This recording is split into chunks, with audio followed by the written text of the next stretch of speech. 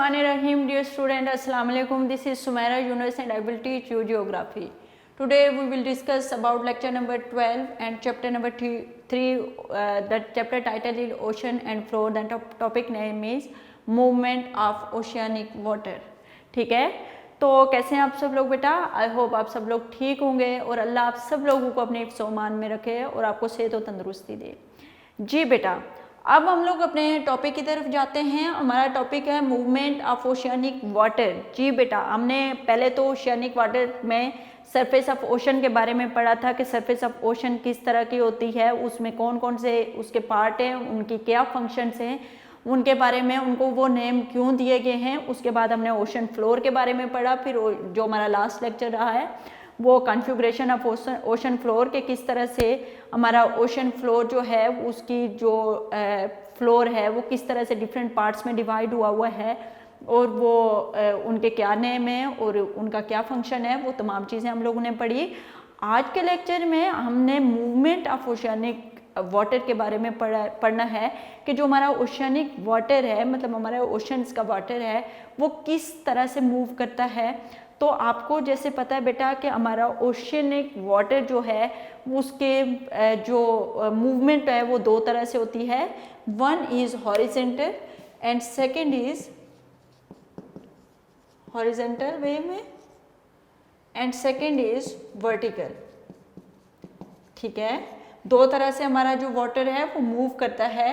एक horizontal way में mean के आप वेस्ट टू ईस्ट कर दो या ईस्ट टू वेस्ट कर लो, और one is north to south हो या south to north, maximum north to south. इस तरह से हमारा दो तरह से वाटर जो है हमारा मूव करता है, हॉरिजेंटल और जो हमारा वर्टिकल है। दो वे में हमारा जो ओशियनिक मूवमेंट है वो दो तरह से होती है।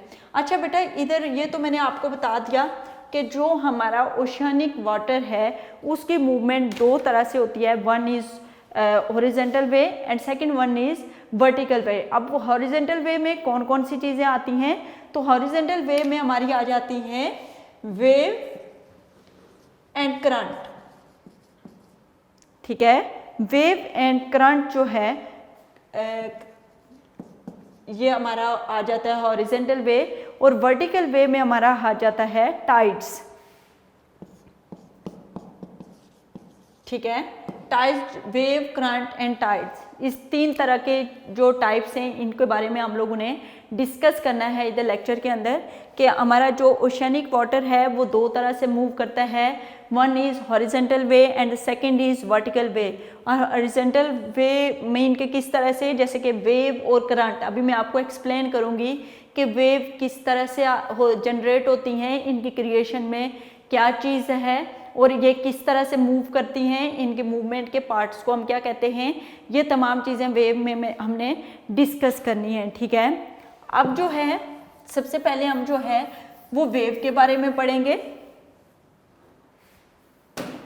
वेव्स के बारे में पढ़ेंगे। पहला जो हमारी सबसे पहला टाइप्स है वो वेव्स के बारे में पढ़ेंगे। अब वेव्स जो होती हैं हमारी, लाइक हमारी जो ओशन फ्लोर में है वो इस तरह से होती हैं। ठीक है, ये जो हमारी होती हैं ये हमारी वेव्स कहलाती हैं। ठीक है, जो वेव्स का ये वाला पार्ट होता है इसको हम क्रस्ट, और जो ये वाला पार्ट होता है इसको हम ट्रफ। ठीक है, ट्रफ बोलते हैं। जो ये बिल्कुल ये वाला पार्ट होता है इसको ट्रफ, स्पेलिंग मिस्टेक ना हो जाए। ठीक है, ये हमारा crust and this is a trough. अब हमारी एक तो मैंने बता दिया कि वेव का जो हाईएस्ट पॉइंट होता है उसको हम क्रस्ट कहते हैं, जो लोएस्ट पॉइंट होता है जो बिल्कुल डाउन होता है उसको हम ट्रफ कहते हैं। अब इसको दो तरह से, इसकी लेंथ जो है वो, इसकी जो ये लेंथ होती है, ठीक है, जो विड्थ होती है इसकी, इसको वेव लेंथ बोला जाता है, और मीन के यहाँ पे ये जो होगी इसकी ये वेव लेंथ होगी, और यहाँ से यहाँ तक जो होगी ये इसकी वेव की हाइट होगी, वेव हाइट होगी। अंडरस्टूड? और ये बिल्कुल जो इसका अपर पार्ट होता है ये बहुत ज़्यादा जो पतला सा पार्ट होता है, ठीक है, नैरो सा पार्ट होता है, इस नैरो से पार्ट को हम ब्रेकर्स बोलते हैं।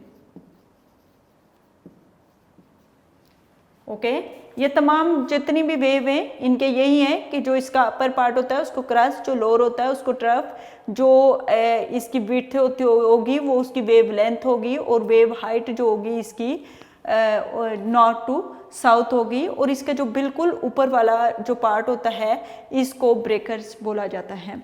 अब हम वेव को जो है वो, जैसे वो कहता है कि ओशन फ्लोर नेवर रिमेन स्टेजेंट। स्टेजेंट का मतलब होता है कि जमा हुआ नहीं होता, बल्कि ओशन वाटर जो होता है वो हमेशा मूवमेंट में रहता है, ठीक है। उसकी डिफरेंट तरह से मूवमेंट होती है, जिसमें हम जो इसकी इट्स टेंड टू मूव, कि ये ऑलवेज जो है वो मूव करता रहता है। Main causes of this movement are waves, currents and tides. जो इसकी अहम वजूहत हैं इस ओशन वाटर के मूवमेंट की, उसमें वेव, करंट्स एंड टाइड आते हैं। Let us have a look on nature and causes of this movement. अब हम सबसे पहले वेव को डिस्कस करेंगे। वो कहता है कि the movement of surface of water is called wave, कि सरफेस ऑफ वाटर, अच्छा ये जो आपकी वेव्स होती हैं ये बिल्कुल ऊपर वाली सरफेस में मौजूद होती हैं। ये ओशन है, ओशन का ये जो होता है ओशन फ्लोर होता है, ठीक है, और ये जो अपर पार्ट होता है इसका ओशन सरफेस होती है। और जो आपकी वेव्स होती हैं वो कहाँ पे मौजूद होती हैं, वो ओशन सरफेस के ऊपर मौजूद होती हैं, ठीक है। The movement of surface water is called wave. Wave is an ocean are generated due to different nature factor. अब आपकी वेव जो होती हैं वो जनरेट होती हैं डिफरेंट प्रोसेस की वजह से।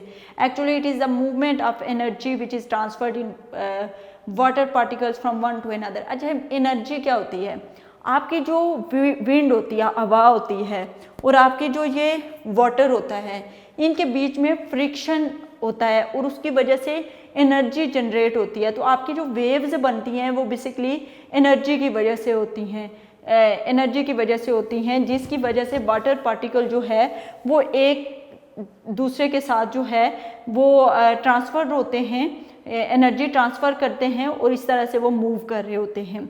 अब वो कहते हैं कि the top of the wave is called crest, जो top of the wave is called crest, and the bottom is called trough, कि जो बॉटम है वो ट्रफ कहलाएगा। The vertical distance between crest and trough is called height, कि vertical distance north to south, ऊपर से नीचे तक जो इसका डिस्टेंस होगा वो वेव हाइट कहलाएगा, ठीक है। While the horizontal distance between two crest और trough is called wavelength, और अगर इसका हॉरिजेंटल डिस्टेंस जो होगा वो दो क्रस्ट और दो ट्रफ के बीच में, वो आपका क्या कहलाएगा, wave length. As a wave travel toward the shallow water of the coast. अच्छा, जो आपकी जो वेव्स होती हैं वो ट्रैवल किस तरफ करती हैं, जहाँ पे आपका कम डेप्थ वाला एरिया होता है, और वहाँ पे आपकी वेव जो हैं वो आपके कोस्टल एरिया, आपके साहिली इलाके की तरफ जो हैं वो ट्रैवल करके आती हैं। अच्छा, it's height increases and length decreases. जैसे जैसे ये कोस्टल एरिया की तरफ आती हैं तो इनकी क्या होती है, हाइट जो होती है, मतलब ये ऊपर को ज़्यादा आती हैं, और इनकी जो लेंथ होती है, वेव लेंथ होती है, वो क्या होना शुरू हो जाती है, वो डिक्रीज होना शुरू हो जाती है।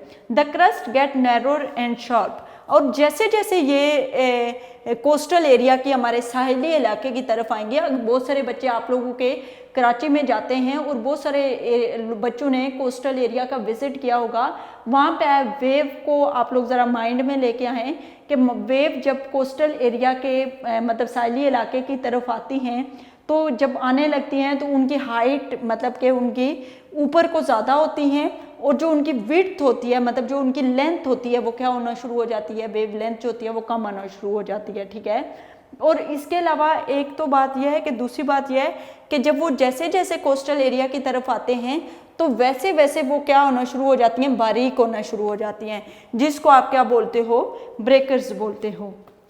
आगे वो कहता है कि the sharp pointed crest travel ahead of bottom part of breaks to make form. अच्छा, जब ये उसको वो करेगा तो यहाँ पे एक फॉर्म सा जाग सी बनाएगा। वो जो जाग सी होती है, आप सर्फ डालो पानी में तो जिस तरह की जाग बनती है, वो इस तरह की जाग इधर बनती है, उस जाग को क्या बोलेंगे? सर्फ बोलेंगे। ठीक है, आगे क्रिएशन ऑफ वेव, वो कहता है कि इसकी क्रिएशन कैसे होती है। तो winds are the main cause of generating wave.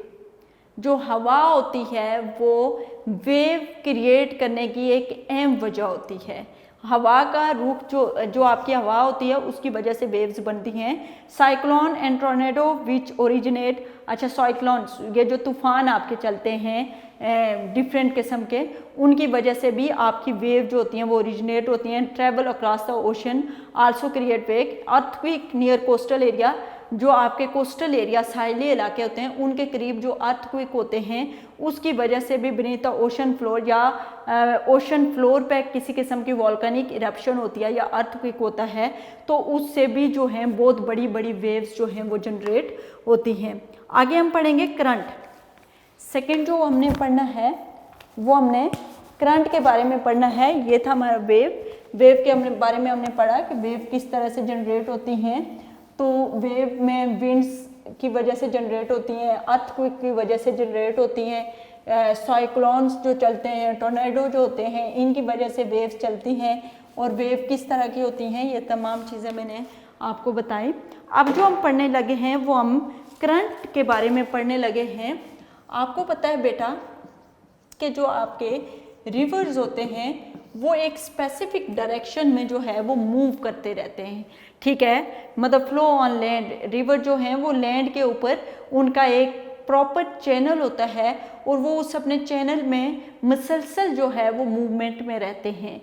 इसी तरह से हमारे जो ओशन है वो भी मुसलसल जो परमानेंटली उसकी एक डायरेक्शन है उस डायरेक्शन पे मूव करता रहता है। जो ओशन एक परमानेंट डायरेक्शन पे जो मूव करता रहता है उसको हम क्या कहते हैं? करंट कहते हैं। अब ओशन की जो मूवमेंट होती है वो दो तरह से होती है।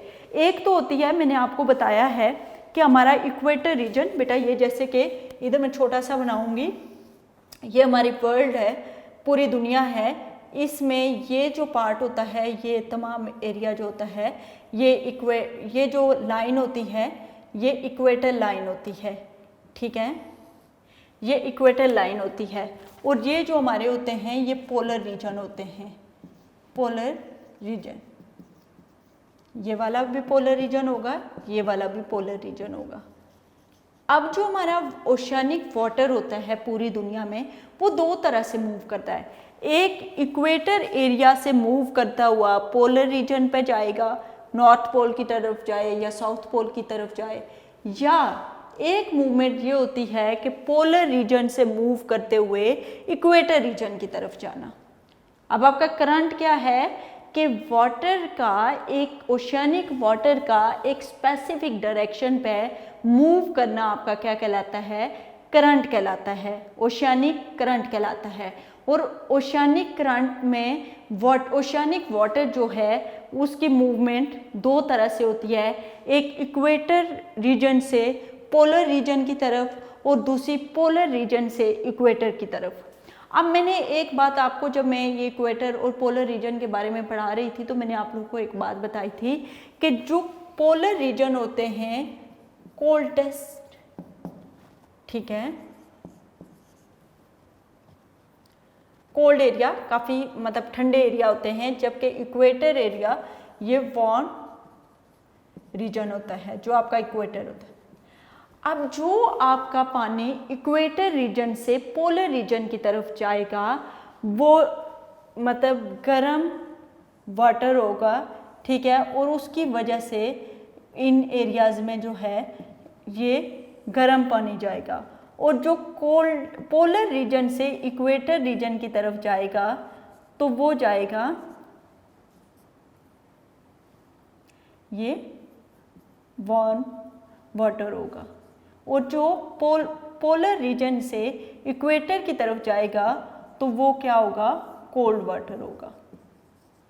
ठीक है, अब मैं पढ़ रही हूँ, आप लोग को समझ आ जाएगा। रिवर्स फ्लो ऑन लैंड, वो कहता है रिवर्स एक स्पेसिफिक चैनल पे है, उनका एक स्पेसिफिक डायरेक्शन होती है जिसमें वो चैनल के ऊपर जो मतलब एक अपने स्पेसिफिक चैनल पे जो है, अपने रास्ते पे जो है वो मूव कर रहे होते हैं एक स्पेसिफिक डायरेक्शन में। सिमिलरली इसी तरह से when the ocean water move permanently in a specific direction it is called current. वो कहते हैं इसी तरह से समुंदर का पानी जब एक स्पेसिफिक डायरेक्शन पर मूव कर रहा होता है तो उसको हम क्या कहेंगे करंट कहलाएंगे। The current which flow from equator to polar areas are called warm current. वो कहता है इक्वेटर से पोलर रीजन की तरफ जो वाटर जाएगा उसको हम क्या कहेंगे, वार्म करंट कहेंगे। और फिर वो क्या कहेगा, they increase the temperature of coastal areas. अब इस करंट की वजह से कोस्टल एरिया का टेम्परेचर क्या होगा, इंक्रीज होगा। एग्जाम्पल में वो कहता है Gulf Stream along the eastern coast of North America is the Atlantic Ocean is a warm current. आगे वो कह रहा है the current which flow from polar area to equator. वो कहता है ये जो पोलर एरिया हैं, इन पोलर एरिया की तरफ से जो इक्वेटर की तरफ जो पानी जाएगा उसको हम कोल्ड करंट कहेंगे, उसको करंट कहेंगे और वो कोल्ड करंट होगा क्योंकि आपके पोलर रीजन जो होते हैं वो ठंडे होते हैं। तो ठंडे एरिया से जो पानी आपकी तरफ इक्वेटर की तरफ जाएगा वो आपका कौन सा होगा, वो कोल्ड करंट कराएगा। तो वो कहता है कि Labrador current is Atlantic and Kamchatka current in the Pacific Ocean are cold current. आगे कह रहा है कि करंट मूव क्लॉकवाइज। क्लॉकवाइज क्या होता है, ये ठीक है, this is a clockwise and this is anti clockwise. ठीक है, ये एंटी क्लॉकवाइज इस साइड की डायरेक्शन होगी और this is a clockwise.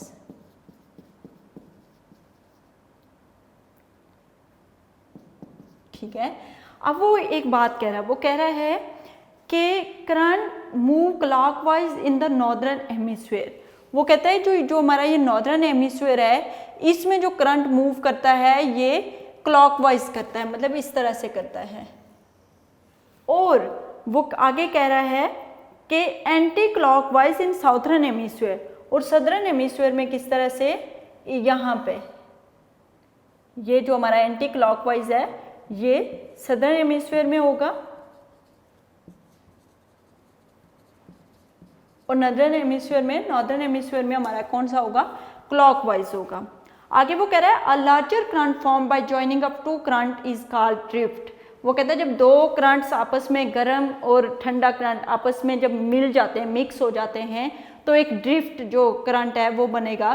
Where warm current meet cold current fog is produce. अच्छा, वो कहता है कि जब गर्म जो करंट है, पानी, गर्म पानी जो होगा वो ठंडे पानी के साथ आके टकराएगा तो उससे क्या होगी, फॉग होगी, धुंध जो है वो बनेगी। और जिसकी वजह से जो हमारी ये ट्रेड रूट्स पे जो शिप्स वगैरह चल रही होती हैं उनको काफ़ी मुश्किलात का सामना जो है वो करना पड़ता है। आगे जो है causes of current, ocean current. अब ओशन करंट के में 3 काजेज हैं, एक परमानेंट विंड्स की वजह से, एक सैलिनिटी ऑफ ओशनिक वाटर की वजह से और तीसरा जो है टेम्परेचर ऑफ ओशनिक वाटर। अच्छा, मेन काज है the most important cause of current circulation are winds force the ocean flow to circulate in the general direction. Trade winds blow from east to west. आपकी 2 तरह की winds होती हैं, एक होती हैं नंबर 1 होती हैं ट्रेड विंड। अब विंड्स आपकी 2 तरह की होती हैं, एक होती हैं ट्रेड विंड्स और नंबर 2 होती हैं आपकी वेस्टर्न विंड्स। अब जो ट्रेड विंड्स होती हैं उनकी मूवमेंट जो होती है वो ईस्ट टू वेस्ट, यहाँ से यहाँ होती है। और जो आपकी वेस्टर्न मूव होती हैं, ठीक है, ये आपकी होती हैं ट्रेड विंड, जिनकी इस तरह से होती है, और जिनकी यहाँ से यहाँ होती है वो होती हैं वेस्टर्न विंड्स। ठीक है, और आगे वो कहता है सैलिनिटी ऑफ वाटर। सैलिनिटी होता है नमकीन आना।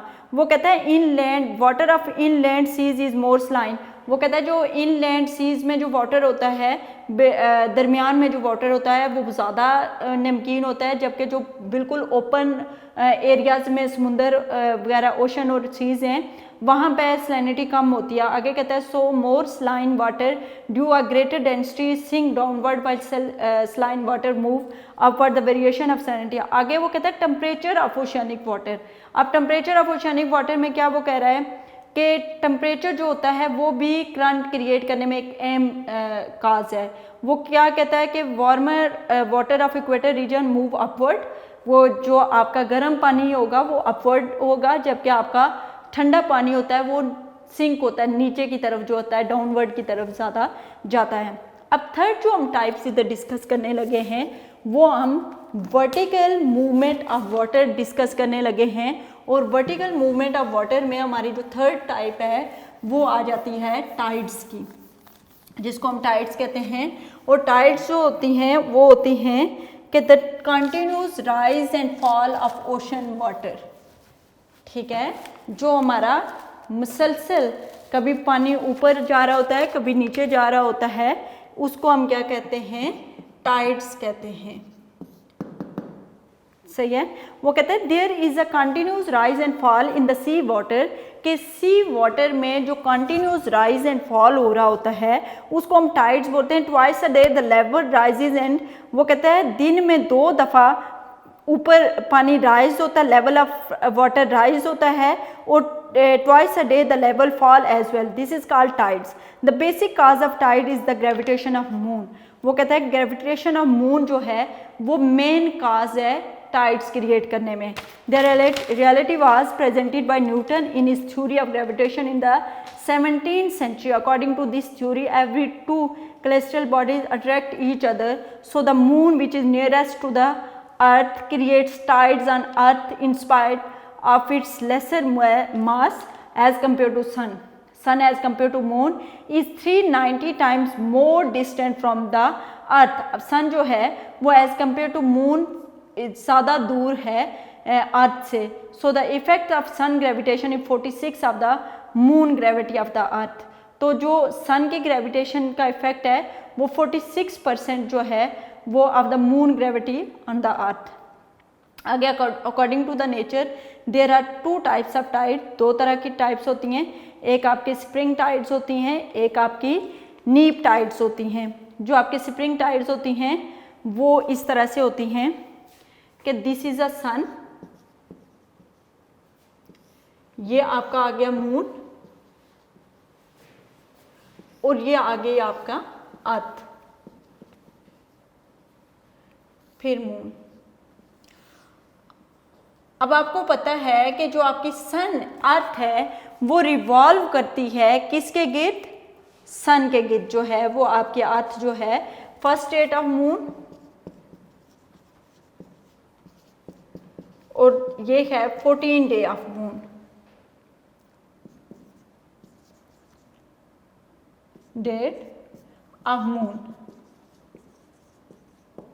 अब क्या होता है कि the earth revolve around the sun and the moon revolve around the earth.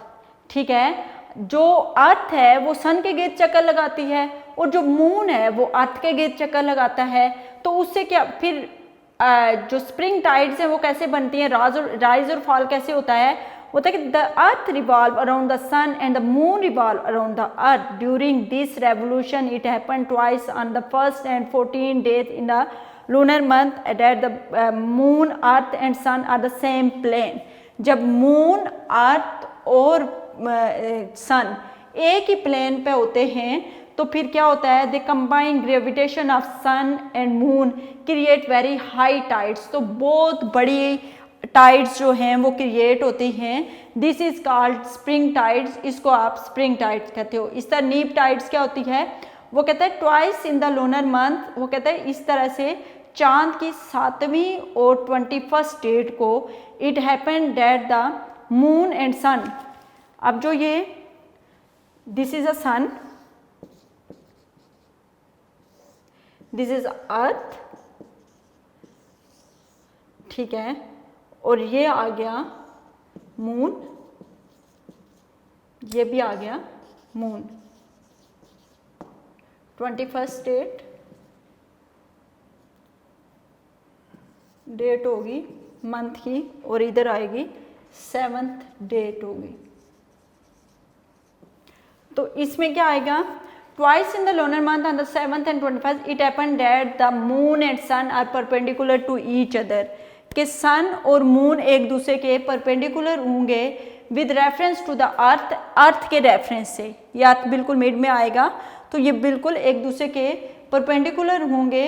तो फिर क्या आएगा, gravitation of both bodies counter each other, तो दोनों बॉडीज की ग्रेविटेशन जो होगी वो काउंटर होगी, resulting in the creation of low tides, एक दूसरे को काट वो करेंगी, तो उससे होगा लो टाइड्स जो हैं वो बनेंगी। दिस इज कॉल्ड नीप टाइड्स, इसको आप नीप टाइड्स बोलोगे, ठीक है। दिस इज अ नीप टाइड्स, और ये जो आपकी थी इनको बोलते हैं स्प्रिंग टाइड्स। दो तरह की टाइड्स जो हैं वो होती हैं, एक जब मून, अर्थ और सन एक ही प्लेन पे आते हैं तो सन और मून की ग्रेविटेशन आपस में मिल जाती हैं, तो बहुत बड़ी हाई टाइड्स जो हैं वो क्रिएट होती हैं, वाटर का बहुत ज़्यादा राइज एंड फॉल होता है। एक क्या होता है कि सन और मून जो होते हैं वो एक दूसरे के परपेंडिकुलर होते हैं अर्थ के रेफरेंस से, तो क्या होता है कि वो एक दूसरे की ग्रेविटेशन को काट रहे होते हैं, जिसकी काउंटर कर रहे होते हैं, जिसकी वजह से बहुत लो टाइड्स जो हैं वो क्रिएट होती हैं, जिसको आप क्या कहते हो, नीप टाइड्स कहलाते हो। आगे वो difference between wave, current and tides, वही बात है कि वेव्स कैसे होती हैं। तो वेव जो होती हैं आपको पता है कि movement of the surface of जो आपकी है, when winds force the ocean water to move in a specific direction, movement is called current. The continuous rise and fall of sea level due to the gravitation of moon is called tides. और wind, cyclone and earthquake are major cause of gravitation of wave in the stagnant water. तो ये था बेटा हमारा topic, यहाँ पे हमारा chapter जो है वो कंप्लीट हो जाता है, और इससे रिलेटेड हमारा जो डायरी वर्क है वो देख लेते हैं हम लोग। डायरी वर्क में हमारा लॉन्ग क्वेश्चन नंबर